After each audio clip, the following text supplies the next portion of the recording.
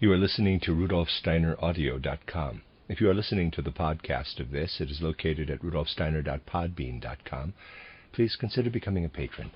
As well, there are two publishing houses, SteinerBooks.org in America and RudolfSteinerPress.com in England, which are the sole publishers of Steiner into English and have given me permission to do these recordings. Please consider patronizing them as well.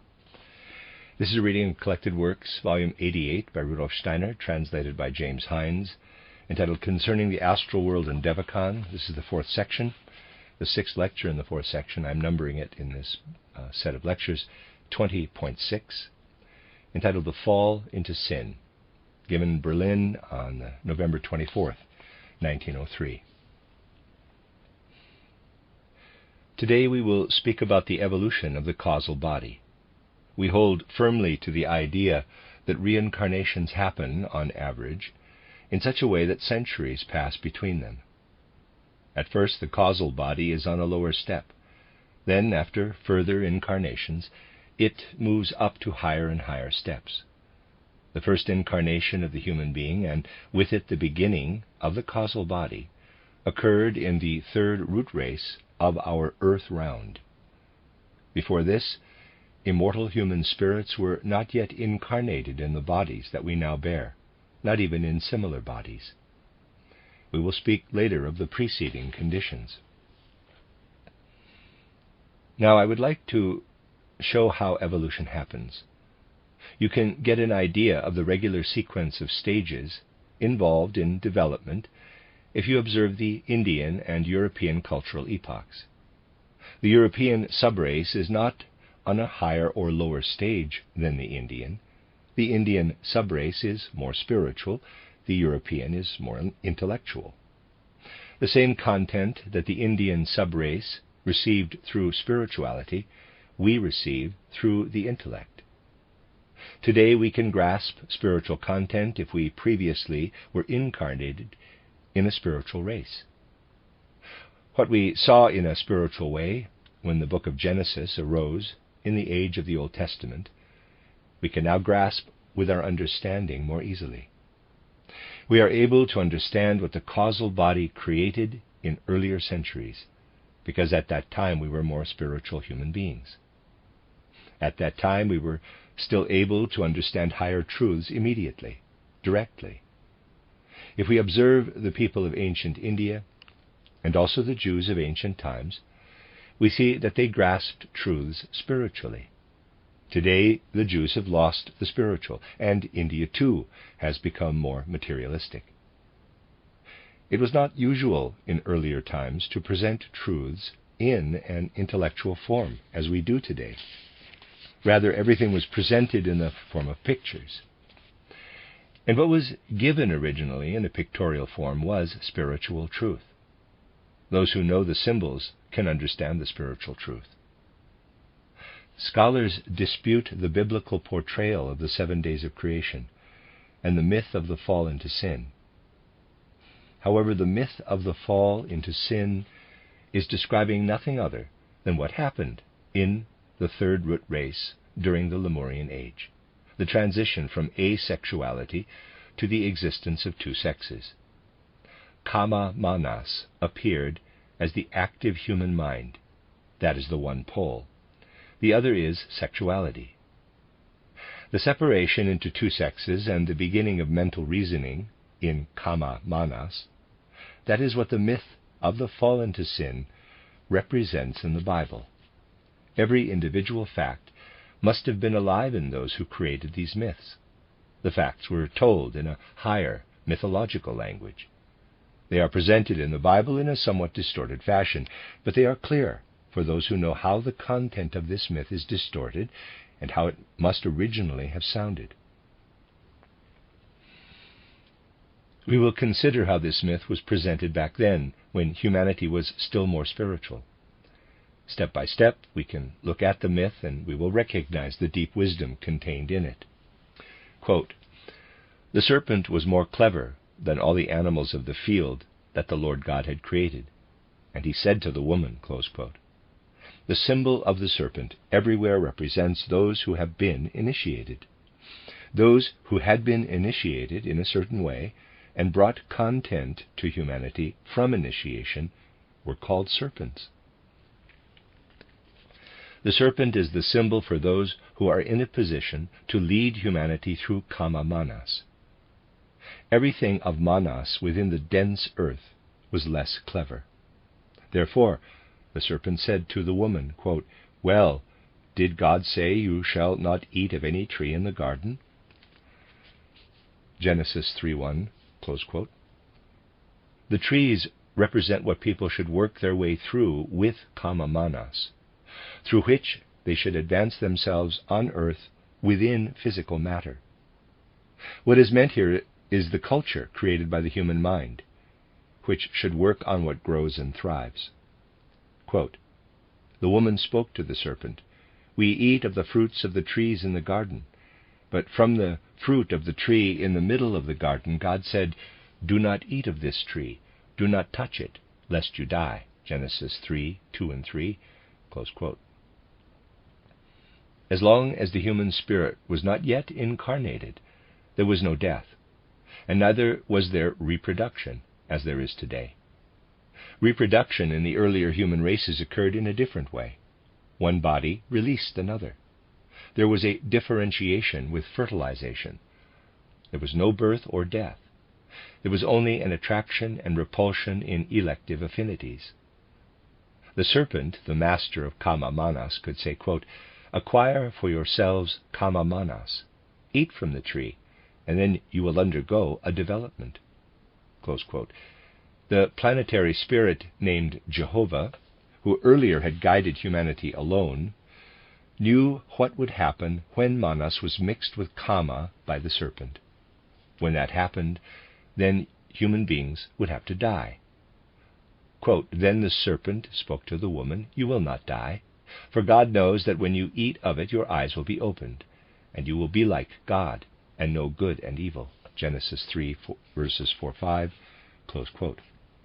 You will not die, but your eyes will be opened. That means through kama, you will have to develop manas. Through your eyes, you will have to see everything, and then acquire knowledge. Before this, human beings did not know good and evil, for they were guided from above." Quote, "And the woman saw that it would be good to eat of the tree, that it was a delight to the eyes, and that it was an attractive tree because it made one wise. She took from the fruit and ate, and she also gave some to her husband, and he also ate. Then the eyes of both were opened." Close quote. Then human beings were drawn into bodies and could see and observe through their organs of perception. Quote, "And they became aware that they were naked, and they sewed fig leaves together and made for themselves aprons." Genesis 3:6-7, close quote. Earlier, they had been unable to perceive this. Only now did they become, in quotes, naked. Physical matter shows nature that is united with kama manas, and physical matter is, in quotes, clothing, the result of kama manas. Earlier human beings had a higher, finer matter, and they had no reason to feel shame. First, they had to make physical matter appropriate to their higher nature. God did not make kama, but rather manas. But the human being was ashamed and made clothing. Quote, "And they heard the voice of God the Lord, who walked in the garden when the day had grown cool."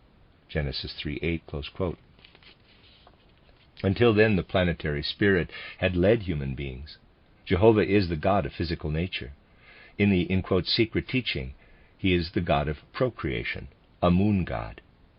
It was held against Frau Blavatsky that she characterized Jehovah in this way. Humanity received sexuality from the cosmos through Jehovah. Quote, "And Adam hid himself with his wife from the countenance of the Lord under the trees of the garden. And God, the Lord, called Adam and spoke to him, 'Where are you?' And he spoke, 'I heard your voice in the garden and was afraid, for I am naked. That is why I hid.' Genesis 3:8, close quote. Earlier human beings had been unable to hide themselves at all because Jehovah guided them. The Kabbalah says this much more clearly. In earliest ages, the secret doctrine was given only pictorially. Adam Kadmon is the name of the sexless Adam. The ability to reason is now in human beings. Earlier, it was outside. Now human beings hide this thinking ability within themselves. They hide it from external wisdom. Quote, "And he spoke, 'Who told you that you are naked? Have you eaten of the tree that I told you not to eat from?' Then Adam spoke, 'The woman that you gave me the fruit of the tree, and I ate.'" Genesis 3:11 and 12, close quote. A being that was one sex became a being that had two sexes. The serpent made it possible for human beings to be set on a track leading to Kama Manas. Quote, "Then God the Lord spoke to the woman, 'Why have you done this?' The woman spoke, 'The serpent seduced me so that I ate.' Then God the Lord spoke to the serpent, 'Because you have done this, you are cursed above all cattle and above all animals of the field.'" Genesis 3:13 through 14, close quote. Quote, "Cursed above all cattle and above all animals of the field," close quote. This means nothing other than that the animals have evolved up to a certain limit, as is still appropriate to their whole karma, which is prescribed for them. Human karma is loosened from its constraints. Human beings must decide for themselves. The lion is savage because cruelty lies in its karma. But human beings must purify their drives, their desire for morality. Their instinctive drives have been released. You, with your Kama Manas, have been pushed out and are left to your own devices. You are not the same as the animals. That is contained in these words. Those who know the secret doctrine, title, will know how 1 Dazan verse speaks of the highest planetary spirit, of which there are actually 8, but only 7 are spoken of, for one of them was pushed out, one who had brought the light. This Kama Manas is also pushed out. Quote, "On your belly you must crawl and eat earth all your life." Genesis 3:14, close quote. Crawling on your belly and eating earth means nothing other than everything that should be achieved through Kama Manas. Human beings can achieve within earthly evolution. Quote, "And I will set enmity between you and the woman, and between your seed and her seed." Genesis 3:15, close quote.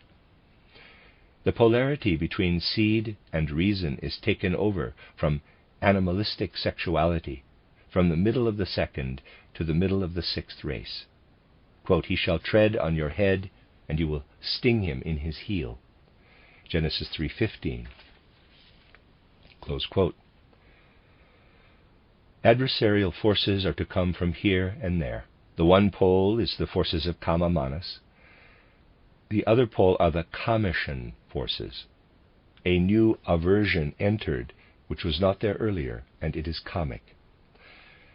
Readers aside, this word is spelled K-A-M-A or K-A-M-I-C, and I'm not mispronouncing karma by the word kama. I'm not sure if they're the same word, though. End of readers aside. Quote, "And he spoke to the woman first, 'I will give you much pain when you become pregnant. You will bear children in pain, and your desire shall be for your husband, and he shall be your lord.' Genesis 3:16, close quote. This means that a new kamic stream appears. Desire and aversion are in essence the nature of the kamic. In esoteric language, man and woman always signify the two forces. The man signifies the outer force, while the woman signifies the inner soul. Man and woman signify external energy and inner power of soul. As long as the human being is on this path through the physical world, the soulful human being must accommodate the physical human being. Consciousness must accommodate itself to the laws of physical evolution.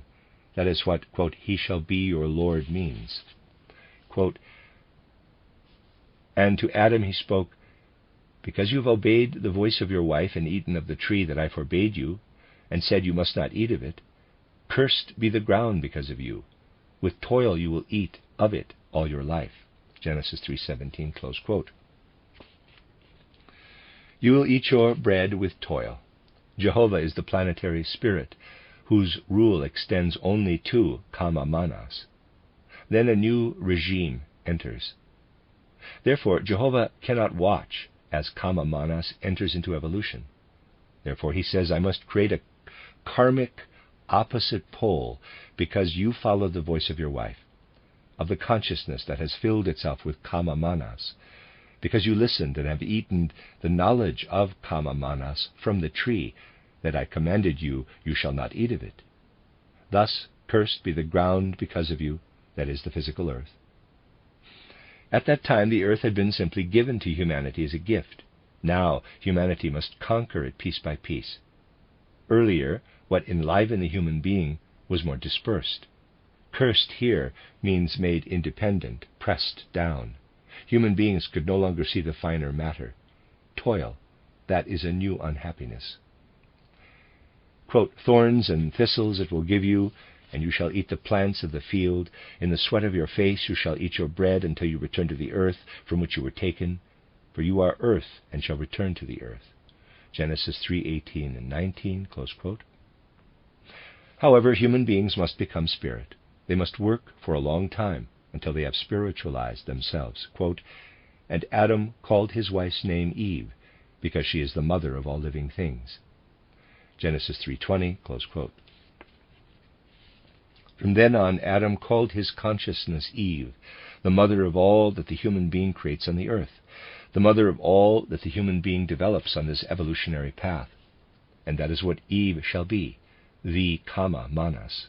Quote, and God the Lord made Adam and his wife garments of pelts and clothed them. Genesis 3:21, close quote. He gave from the outside to the physical, spiritual human beings what they needed in order to advance. Quote, and God the Lord spoke, behold, Adam has become as one of us and knows good and evil. Genesis 3:22, close quote. You will recall the image that I used, where the light source is in the middle and the spheres at the periphery reflect the light. Now the spheres themselves are becoming luminous, and God said, quote, before you were merely a reflection of me, you were merely thoughts that I sent out. But now you have become independent beings, living, released, independent beings. Close quote. Quote, now lest he also put forth his hand and also take from the tree of life and eat and live forever, the Lord God sent him forth from the Garden of Eden to till the ground from which he was taken. Genesis 3:22-23, close quote. Adam was chased out of the garden. He was no longer allowed to stay within.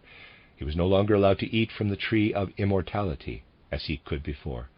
He had to acquire a different kind of nourishment. The manas does not pass through the gate of birth and death. Wisdom disembodied represented the tree of life. Now human beings became kama manas, and now they must pass through the gate of birth and death. There are two different kinds of trees in paradise, one of which Adam had been allowed to eat from. Now after the fall into sin, he could do this no more. With kama manas he lost the possibility to eat from this immortality. Quote, God drove Adam out and placed a cherub with a flaming sword before the Garden of Eden to protect the path to the tree of life. Genesis 3:24, close quote. The cherub is the planetary spirit who represents manas, immortal life. It does not signify knowledge through kama manas. The cherub who stands by the side of Jehovah was placed before the Garden of Eden so that the human being does not push into this garden where the truth in its primal eternal form is to be found. Now, think of the evolution of humanity before the time of the third root race. The Dzyan Chohan guided it. By following him, the human being had access to wisdom. The human being was guided spiritually directly, not through eyes, ears, or an inner organ. However, now that humans have become kama manas, the cherub stands before them and prevents them from coming to the tree of knowledge. First, the human being must have passed through all kinds of births. This will remain the case until the human will have attained the original immortality. Human beings in the third, fourth, and even the fifth race still had a certain spiritual life. Today, we are chiefly kama manas people, who have been given a small spiritual streak. But we have already reached the deepest point, and Theosophy, the theosophical movement, is to bring again an infusion of spirituality. Earlier we could not teach truths in the form of rational thought. Rather, they were given in pictures, and higher truth rose up in people. Those who still have something of the earlier spirituality are understood today only with difficulty. They express much in sentences that are difficult to grasp. One must guess what the leaders want to say, for everything is expressed in pictures. But it is the same content that is to be expressed in theosophy today. We would be unable to interpret the fall into sin spiritually if we did not have the wisdom from elsewhere. Earlier it was obtained mythologically. Today it awakens in us by means of the advanced evolution of our causal body.